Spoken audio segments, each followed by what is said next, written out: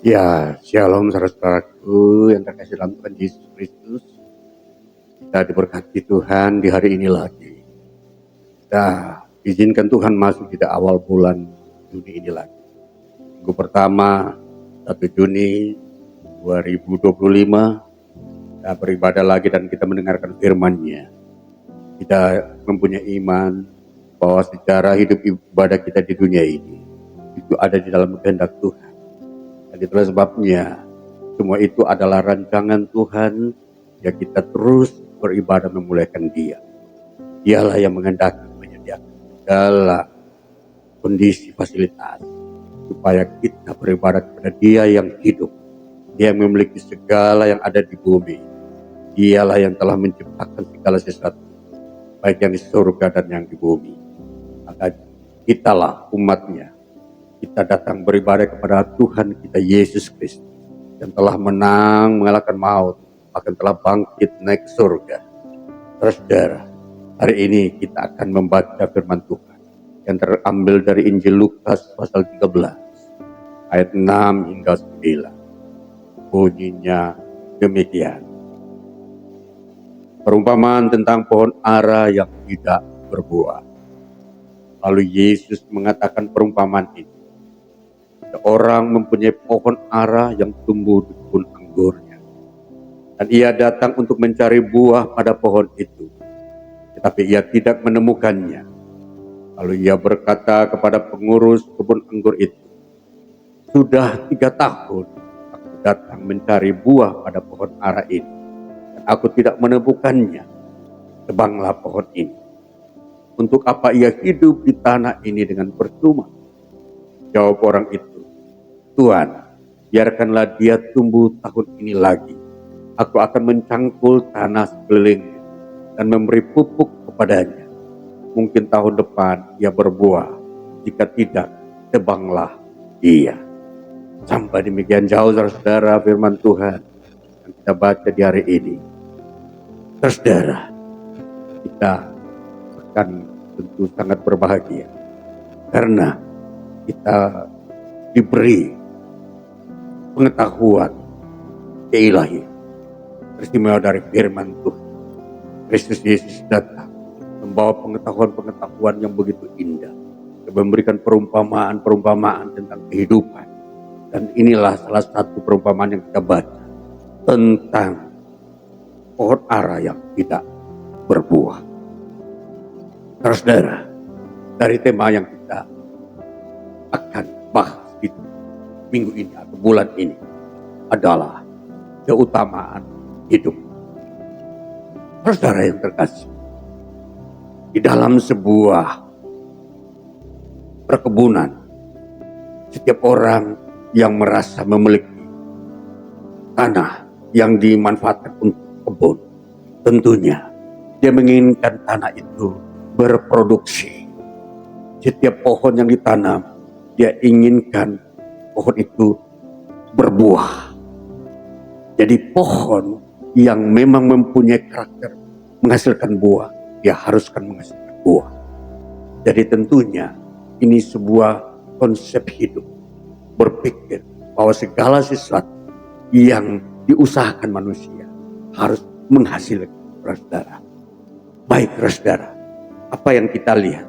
Kita mau belajar tentang perumpamaan yang berhubungan dengan iman, yang berhubungan dengan kehidupan keselamatan. Maka dari kisah perumpamaan ini, di situ memperlihatkan ada seorang yang mempunyai kebun. Di situ dia mempunyai kebun, namanya kebun anggur. Artinya kebun anggur itu adalah kebun yang dikhususkan untuk menanam pohon anggur.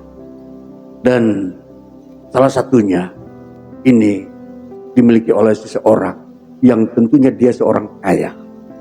Seseorang yang mempunyai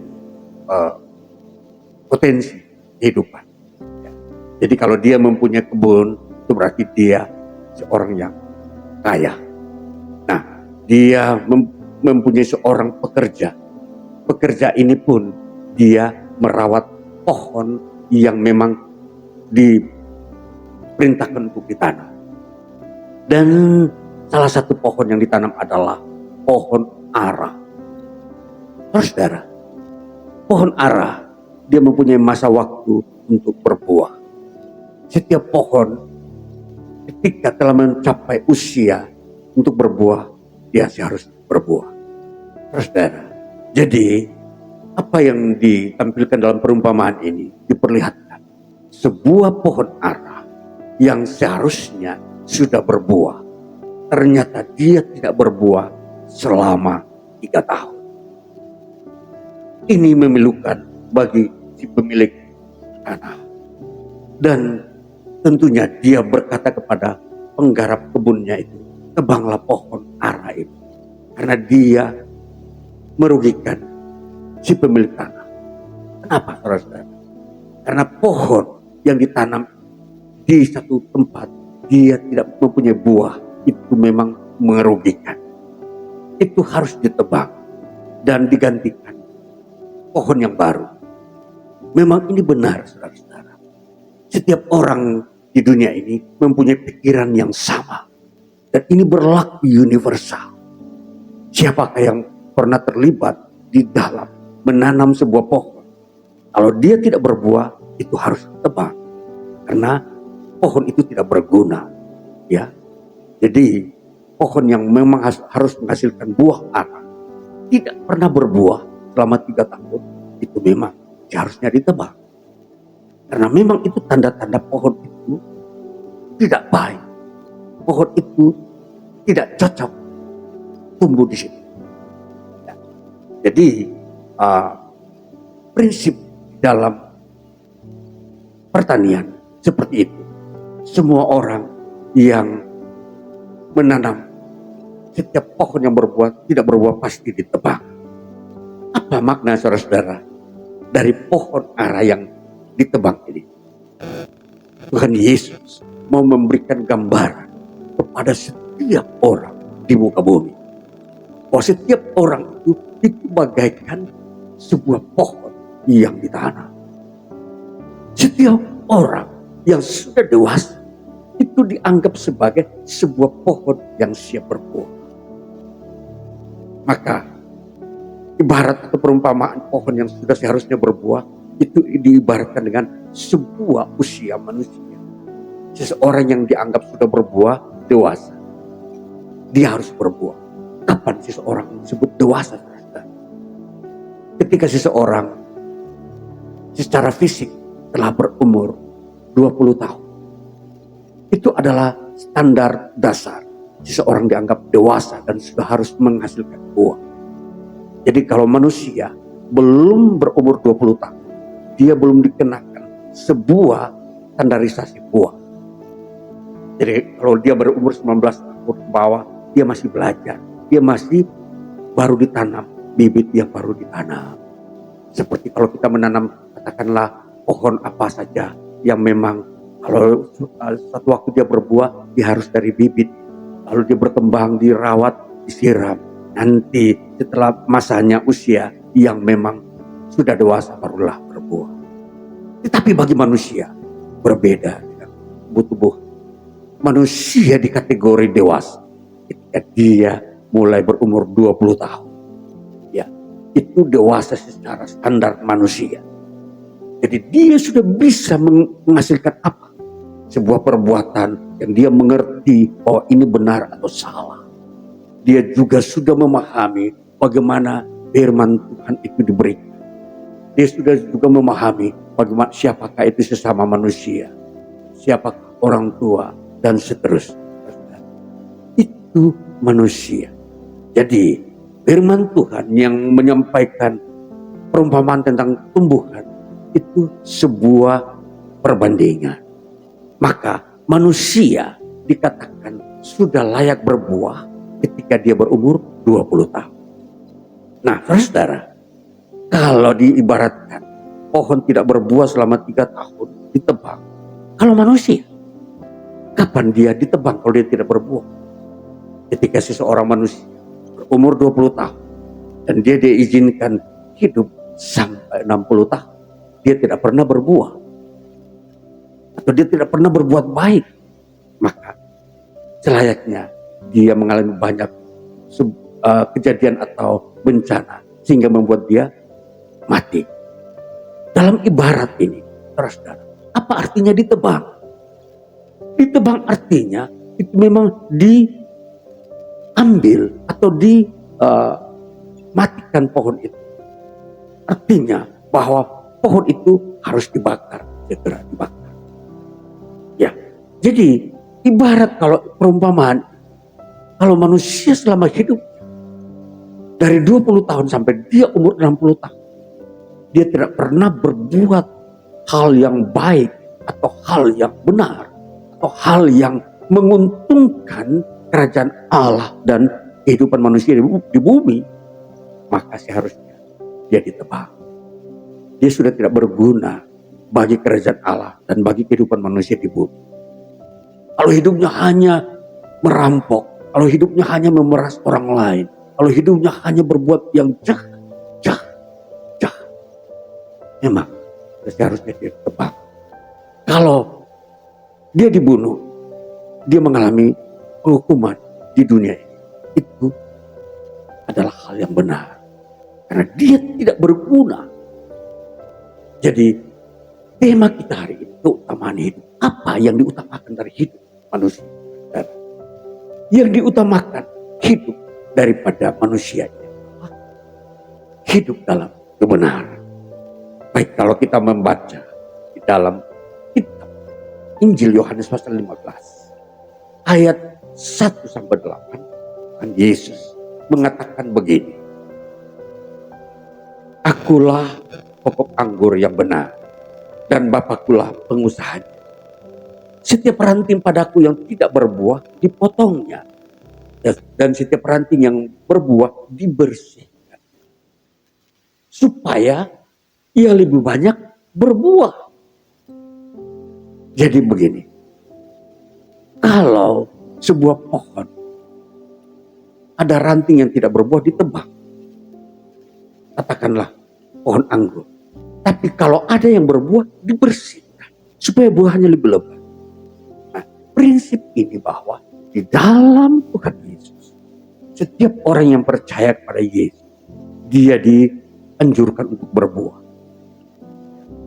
Jadi buah yang keluar dari pohon anggur adalah buah anggur, bukanlah buah yang lain.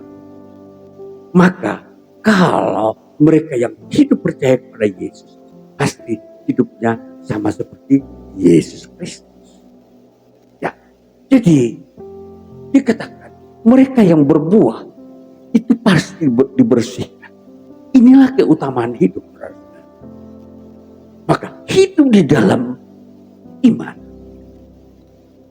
kepada Yesus Kristus, maka yang diutamakan adalah buah daripada iman. Maka buah iman yang diperlihatkan itulah keutamaan hidup manusia. Jadi Yesus mengibaratkan orang percaya itu bagaikan ranting-ranting daripada Yesus Kristus. Yesus Kristus adalah pokok anggur. Dan orang-orang percaya di muka bumi, mereka adalah bagaikan ranting-ranting. Maka ranting yang tidak berbuah dipotong. Saudara, tentunya kalau ada orang Kristen yang datang dan percaya kepada Yesus, lalu hidupnya tidak berbuah, itu pasti dipotong. Maka kalau kita perhatikan di belahan bumi ini, kalau kita melihat ada orang-orang Kristen yang memang tidak peduli dengan kebenaran Tuhan, maka Tuhan segera mengambilnya. Tuhan segera membuat dia kembali cepat, supaya dia tidak jatuh ke dalam dosa. Tuhan menyuruh dia kembali sebelum waktunya. Katakanlah kalau carang itu sudah seharusnya, cabang itu, ranting-rantingnya sudah seharusnya mengeluarkan buah anggur, tapi dia tidak mengeluarkan buah anggur, maka itu ditebang. Nah, dipotong. Nah, itulah berapa usia daripada ranting yang tidak berbuah daripada pokok anggur, Yesus berkata, setiap tahun pohon anggur itu berbuah. Jadi setiap tahun orang Kristen juga harus berbuah dalam iman. Maka kalau ada orang Kristen sudah seharusnya berbuah, dia sudah berusia 20 tahun, dia belum menghasilkan atau dia belum mengeluarkan buah, maka siap-siap saudara-saudara. Kalau selama 3 tahun berturut-turut tidak bertobat, maka tahun keempat ada tanda-tanda akan dipotong. Apa itu? Muncul sakit penyakit, muncul tanda-tanda bencana. Ini tanda daripada dipotong untuk dibakar. Jadi di dalam mempelajari keutamaan hidup, perhatikanlah hubungan saudara dengan Tuhan, relasi persekutuan dengan Tuhan, itu yang menjadi keutamaan. Jadi kalau saudara mengabaikan relasi persekutuan dengan Kristus Yesus, menganggap ibadah itu sesuatu yang tidak berguna, menganggap berdoa itu tidak bermanfaat, menganggap membaca Alkitab itu tidak berguna, maka siap-siap akan ditebang. Karena itu tidak berguna. Apa itu ditebang? Siap-siap menghadapi penyakit, siap-siap menghadapi bencana, siap-siap dan kemudian ditebang lalu mati. Apa yang terjadi? Ranting itu akan dipisahkan dari pohon anggur lalu siap dibakar. Maka perumpamaan ini saudara-saudara menggambarkan kalau orang Kristen tetap meremehkan kebenaran Tuhan, tetap melakukan kejahatan, siap-siap dipotong dan dibakar di penghukuman neraka. Jadi ini perintah pengajaran Kristus yang kita harus betul-betul membedakan bahwa datang kepada Kristus itu adalah sebuah konsekuensi hidup ingin taat kepada Kristus, ingin menerima kebenaran dalam diri kita masing-masing untuk kita lakukan. Maka beriman itu adalah sebuah prinsip ingin mau melakukan kebenaran. Beriman itu berarti siap untuk bertobat dari kesalahan-kesalahan. Beriman itu berarti siap beribadah. Beriman itu berarti siap membaca Alkitab sebagai kitab suci. Itu semua konsekuensi. Kalau ingin mau beriman tapi malas berdoa, malas beribadah, malas membaca Alkitab, itu sama dengan membiarkan diri mati. Lalu membiarkan diri untuk dipisahkan dari pokok anggur, ditebang, lalu dibakar. Maka pelajari pelajaran iman hari ini. Sungguh kita harus peduli, perhatikan baik-baik, bahwa keutamaan hidup kita adalah kita bergantung dengan Allah, bukan dengan manusia. Keutamaan hidup kita di dunia ini bergantung kepada pencipta, pemilik hidup, bukan bergantung kepada pemerintah, bukan bergantung kepada orang kaya, bukan bergantung kepada orang pintar. Jadi semua manusia di bumi ini tidak bisa dipakai sebagai tempat bergantung. Kita harus bergantung kepada Tuhan. Inilah keutamaan hidup saudara. Baik saudara-saudara, bagaimana kita mau melihat kelanjutan daripada keutamaan hidup ini? Keutamaan hidup ini kita harus tahu bahwa apa yang harus kita lakukan supaya kita tetap ada sebagai ranting yang berbuah. Maka baiklah kita perhatikan di dalam kitab 1 Korintus pasal 13 ayat yang keempat. Ini sebuah anjuran Rasul Paulus. Bagaimana kita tetap tinggal sebagai ranting di dalam Yesus. 1 Korintus 13 ayat 4 bunyinya demikian. Kasih itu sabar, kasih itu murah hati. Ia tidak cemburu, ia tidak memegahkan diri dan tidak sombong. Ini kasih untuk mempertahankan, untuk kita mau hidup di dalam persekutuan dengan Kristus sebagai ranting, maka kita hidup di dalam kasih. Itulah buah yang keluar dari pokok anggur. Siapa yang melekat kepada Kristus, pasti dia buahnya adalah kasih. Dia membuahkan apa yang Yesus punyai. Yesus mempunyai kasih yang terbesar dari kehidupannya dia.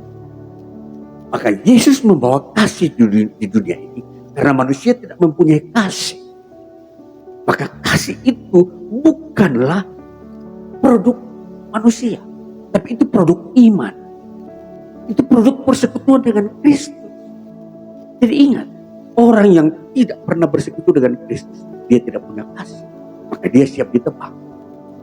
Maka kalau ada hanya orang berkata dia Kristen, dia hidup dalam kejahatan, dalam perampokan, penipuan, dia itu siap ditebang. Dan dia siap dihukum Tuhan di neraka. Karena dia tidak hidup dalam kasih. Kasih itu kebenaran. Kasih itu dikatakan itu murah hati, bukan perampok. Kasih itu dia tidak cemburu, dia tidak mendenda, berarti dia tidak akan mendenda. Kasih itu dia tidak membanggakan diri dan tidak sombong. Tetapi kasih dikatakan dia itu rendah hati. Jadi itulah orang kalau ingin mengutamakan kehidupan. Keutamaan hidup itu di sini bukan memiliki kekayaan yang banyak. Percuma memiliki kekayaan banyak tapi dia tidak mempunyai buah-buah iman, yaitu kasih. Jadi yang menilai manusia adalah Tuhan, bukan manusia. Jadi ukuran Tuhan menilai manusia ialah kalau dia mempunyai buah iman. Nah, kalau dia tidak pernah berdoa, itu sama dengan dia tidak mau bersekutu dan menyembah Allah. Tidak mau menyembah Tuhan. Sama, berarti dia siap dipotong pada saatnya. Dia akan dipotong. Kalau dia masih kecil, dia diajar untuk berdoa, membaca Alkitab. Anak-anak berumur sudah 4 tahun, 5 tahun diajar. Itu hal. Supaya ketika dia berumur 20 tahun, dia siap berbuah. Maka anak-anak harus perhatikan. Kalau engkau dididik orang tuamu untuk membaca, berdoa, membaca Alkitab dan berdoa, itu kamu dipersiapkan supaya ketika kamu umur 20 tahun, kamu tidak berbuat kejahatan.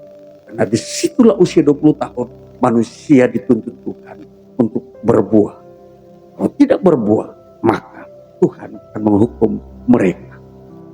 Ini perhatikan baik-baik. Pelajaran bagi manusia di muka bumi.